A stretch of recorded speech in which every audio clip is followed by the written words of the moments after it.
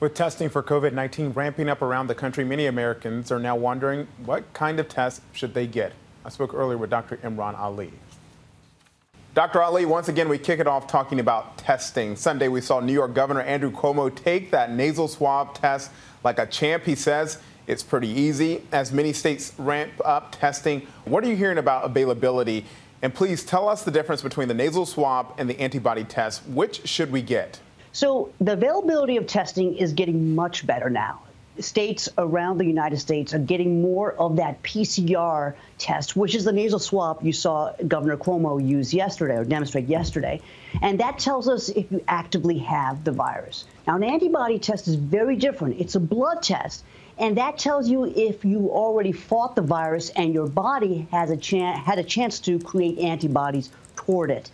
Now, usually you make antibodies any time between 7 to 21 days after you first test positive or you first have the symptoms. So that's why the nasal swab test is more accurate to see if you actively have the virus and to see if you're infectious. So because you may take a while to create those antibodies. And the antibody tests are good, but they're not perfect. Right now on the market, Kenneth, there are about 120 of these tests, which were rapidly approved, but only a handful of these tests are actively being studied to see if they're truly accurate. So your best bet is to go with the nasal swab or the PCR test to see if you have the virus. And where are we with this antigen test that was recently approved and the saliva tests? Are these becoming more widely available? Yes, the antigen test is not as widely available, but that's going to be the game changer because that looks at the protein particles of the virus, and the results can come back in under 20 minutes. So that's where we need to be, but we are making progress toward that. And the saliva test is already out there, and I actually have a home kit that you can actually order from your provider, and it will come in the mail. Several weeks ago, we reported on the number of sailors on the USS Roosevelt becoming infected. Now we've learned that at least 13 sailors who seem to have recovered tested positive again. This all raises the question, can you get this twice?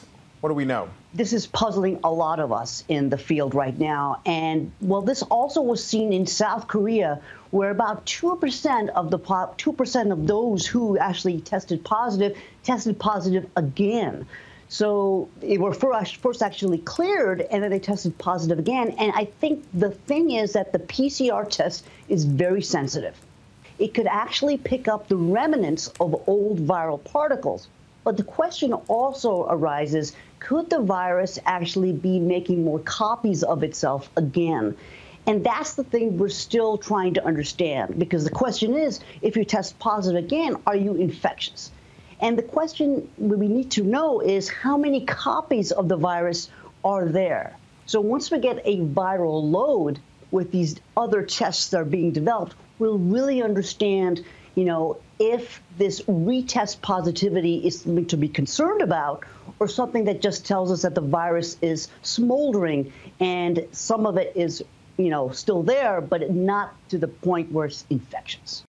Our thanks to Dr. Ali there. Mona, I followed your lead from Friday's Ask the Doctor interview. You asked that doctor, would they get on a plane? Yes, I did. I asked Dr. Ali, would you go to a restaurant, a bar right now? He says, let them work out the kinks. I agree. That's great advice.